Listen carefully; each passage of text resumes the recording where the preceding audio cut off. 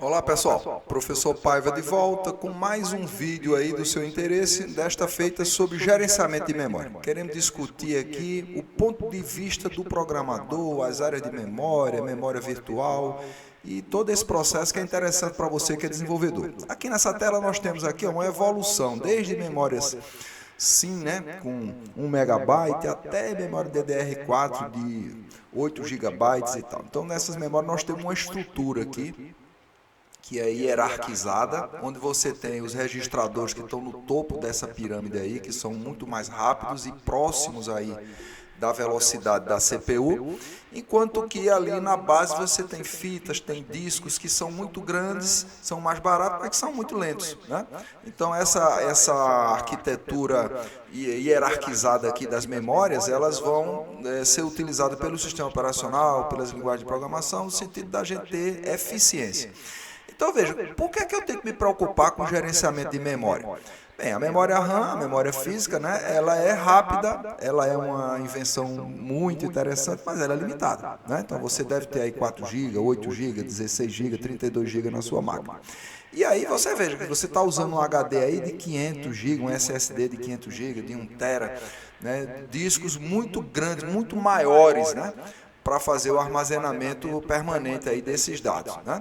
Só que os programas hoje estão cada vez ficando maiores, então é comum você ter programas que são maiores do que a sua memória RAM. Como é que eu faço para executar isso aí? Eu vou ter que usar um macete, vou ter que usar aqui uma memória virtual. Eu vou ter que colocar partes do meu programa na memória principal e vou ter que colocar outras partes que não estão sendo utilizadas na memória secundária, na memória em discos, né? Na memória auxiliar. E isso aí é o conceito de memória virtual que a gente vai discutir daqui a pouco, né? Que busca ter uma memória infinita e, vamos dizer, de forma mascarada, de forma inteligente aí. Nesse sentido, essa memória ela é utilizada aí com vários tipos de dados, de informações que são gravadas nessa memória. Então nós temos o código do programa, nós temos os dados desse programa, né? E nós temos aí o sistema operacional e tal. E veja, do ponto de vista da aplicação, toda aplicação vai ter uma pilha, que é um stack, né? Aqui em azul, e vai ter um heap, que é um monte, uma área de dados ali, mais permanentes, que está aqui em laranja, certo? Então essa pilha aí, ela usa dados de controle como parâmetros entre chamada de subprogramas, a questão, por exemplo, de variáveis locais, né, que tem tempo limitado e tal. E ela controla, por exemplo, o retorno desses dados aí. Do outro lado, você tem um heap, que é usado para dados mais permanentes, para tabelas, para listas, para dados que você usa de forma geral aí e tal. Observa que nessa estrutura aqui você tem o seguinte: a pilha e o heap crescem em sentidos contrários. Se você não controlar a eficiência dessa alocação, o que é que vai acontecer? Vai ter uma colisão, vai estourar. E o seu programa pode dar problema aqui até parar de rodar, né? Então isso é importante a gente discutir e entender esses conceitos, como é que a gente enxerga o uso deles para que a gente tenha programas mais eficientes do ponto de vista do gerenciamento da memória, do ponto de vista da memória. Então qual é a solução? A ideia de memória virtual. Em que consiste essa ideia da memória virtual aí? É você ter um espaço de endereçamento que é muito maior do que a sua memória física, do que a sua memória RAM. Por quê? Porque eu vou poder rodar programas maiores, eu vou poder enxergar dados maiores, né? E aí eu vou trabalhar com uma possibilidade muito maior do que eu tenho. Só que tem um problema. Eu preciso fazer um mapeamento entre esses dados que estão na RAM e os dados que estão no disco, que compõem o universo, o espaço de endereçamento total de um programa em execução, que é chamado de processo. E essa tradução de endereço aí ocupa tempo, gera trabalho. Então isso é feito por um chip específico, que é a unidade de gerência de memória, uma MMU, que a gente vai ver daqui a pouco, e que vai nos permitir fazer essas traduções. Os programas, eles utilizam endereços virtuais, não utilizam endereços físicos. Para fazer essa associação, tem que ter aí o papel dessa unidade de gerência de memória, que vai nos permitir fazer essas traduções bem rapidinho, para que a gente tenha as respostas e a eficiência que a gente quer, né? Então, nesse sentido, veja bem, nós usamos aqui uma técnica, que é a técnica da paginação. O que é a paginação, professor? É dividir o espaço de endereçamento em páginas. Normalmente uma página tem que tamanho, professor? 4K, né? 4.096 bytes.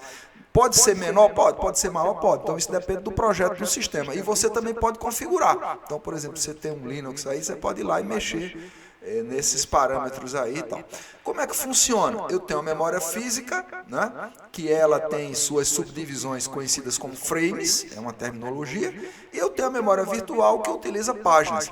E é preciso fazer uma tradução. Como eu já falei, a MMU aí usa uma técnica chamada de TLB, que é um buffer de tradução rápida. Para que isso? Para poder antecipar as necessidades e evitar que haja falta de página, que é o page fall. O que é o page fall, professor? Eu vou precisar trabalhar alguma coisa que não está aqui perto. Eu faço até uma analogia, é como se você tivesse uma prova para amanhã e você reunisse todo o material aqui sobre a sua mesa de estudo.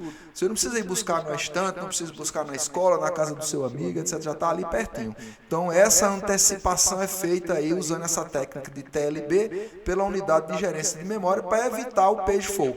E, professor, o que é que acontece aí quando eu preciso ficar indo buscar essas páginas o tempo todo? Eu vou ter problema. Eu vou ter lentidão, eu vou ter baixo desempenho, eu vou ter problemas aí que vão fazer com que o meu software seja mais lento, porque o meu sistema operacional tem um desempenho degradado. Então, eu preciso lidar com isso aí para evitar a ideia de page fall, né? E que se eu ficar fazendo essas transferências aí entre memória e unidade de armazenamento secundário entre o HD e o SSD, eu vou ter problema de desempenho. A gente vai ver daqui a pouco o conceito de thrash, que é o excesso de transferência aí, que o sistema fica mais fazendo transferência de páginas, né, do que efetivamente fazendo o que precisa ser feito, que é o processamento dos seus dados aí e tal, né? Então o conceito de thrash vai ser trabalhado aqui. Então veja, swap é o quê? É um arquivo de troca. É uma área em disco que é utilizada para armazenar as informações dos programas em execução. Quando eu tiro da memória RAM para o HD ou para o SSD, eu estou fazendo swap em alt, eu estou tirando páginas da minha memória e guardando no disco, porque eu não vou precisar agora. Quando eu preciso, em algum momento daqui a pouco vou precisar, eu faço swap in, eu trago do HD ou do SSD para a minha memória RAM. E com isso eu consigo fazer esse gerenciamento. Acontece o seguinte, que se eu ficar fazendo esse movimento em excesso, eu vou ter um problema chamado thrashing, né? Tá aqui de rosinha, você pode ver aqui na tela. E esse thrashing vai me fazer com que eu tenha um desempenho degradado e o sistema caia, e eu tenha lentidão, e eu tenha travamento, e eu tenho vários problemas desse tipo aqui. Então, swap em excesso também pode ser problema. Por isso a gente usa a técnica do TLB para gerenciar, e você vai ter algoritmo, por exemplo, a página menos usada, a página que foi usada mais recentemente, a página que foi usada mais longínquamente e tal. Então, tudo isso são estratégias para ir gerenciar essas páginas nesse movimento swap. Chama a sua atenção aqui para a questão do POSIX. Professor, o que danado é esse negócio de POSIX? POSIX é um padrão da indústria que define como é que o sistema operacional vai funcionar, né? As chamadas de sistema, as APIs, como é que vai gerenciar processos, threads, né?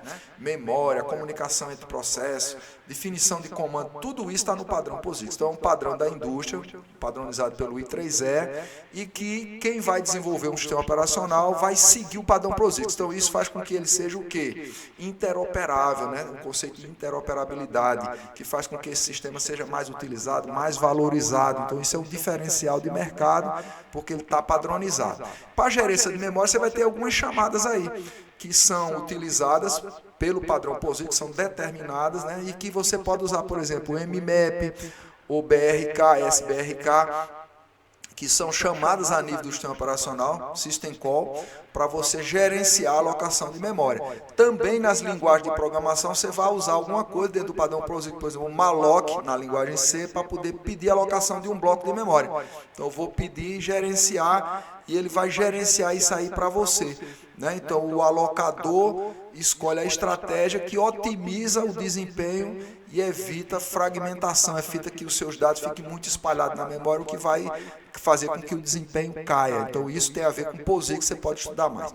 Como é que eu posso avaliar o uso de memória a nível de sistema operacional? Por exemplo, no Windows e no Linux. Então, no Windows, por exemplo, você pode usar o getProcess, né? No PowerShell, onde você passa um parâmetro que é o PID do processo e você pede para ver as WS, o Working Set, né? O conjunto de páginas que estão sendo utilizadas por esse processo, por esse programa na memória. Da mesma feita no Linux, você pode usar um PS, você pode usar um top e pedir para ver qual é o conjunto de páginas que está usando e quanto isso implica, quanto isso significa. E com isso você está monitorando seu software. Você está monitorando se você está tendo abuso no uso de memória, né, ineficiência ou não. Então, são ferramentas que você tem que ficar atento. Aqui na descrição do vídeo você vai ter um link para roteiros de prática, onde a gente mostra como usar ferramentas a nível de Bash no Linux e a nível de PowerShell para você fazer prática e você se ligar aí. Professor, e a nível de Python, a nível de linguagem de programação também, a gente está mostrando aqui, ó. Olha que dica legal. O gerador é N vezes mais eficiente do que uma lista. Então, quando você precisa representar uma lista, ao invés de você definir como uma lista no Python, você pode definir como um gerador. Então, ele é muito mais eficiente em termos de uso de memória do que a lista. Então, isso é uma dica interessante para você ajustar seu programa. Por exemplo, a nível de fazer cópia de uma estrutura, por exemplo, o Deep Copy é muito mais caro, ele consome o dobro de memória do que o Shellon, por exemplo. Então, são macetes que você pode usar para você monitorar e buscar eficiência no uso de memória no seu programa em Python, tá certo? Então, você tem, por exemplo, a tracemalloc aí no Python, né? É uma ferramenta que você instrumentaliza o seu código para você saber por linha, cada linha, qual é o uso de memória, o que é que representa. Então, por exemplo, aqui, ó, essa em termos de quantidade de megabyte que a linha 8 aqui desse código está usando. Então você instrumentaliza e vai lá e vê. E isso eu posso ajustar, mudar a implementação, trocar uma lista por um gerador, trocar um deep copy por uma outra, um Shellon, etc. e tal. Então, em resumo, ó, a sua memória vai estar dividida em termos de stack de rep. O stack é para chamada de sistemas, chamada de programas, de subprogramas, a questão, por exemplo, de dados temporários, etc. Enquanto que o RIP é para dados mais demorados, objetos que vão ficar mais tempo ali no uso na memória. Né? A questão das métricas, né, em termos de workset, RSS, etc. e tal. A questão dos conceitos importantes aqui no sistema operacional, né, de memória virtual e etc. e tal. Né? E a busca da implementação melhor em termos de Python e tal. Então você pode instrumentalizar o seu código e buscar melhores resultados. No mais, eu queria agradecer, dizer para você aí, para se inscrever, para curtir, mandar para um amigo e ajuda o nosso projeto a avançar. Grande abraço, professor Paiva. Até a próxima.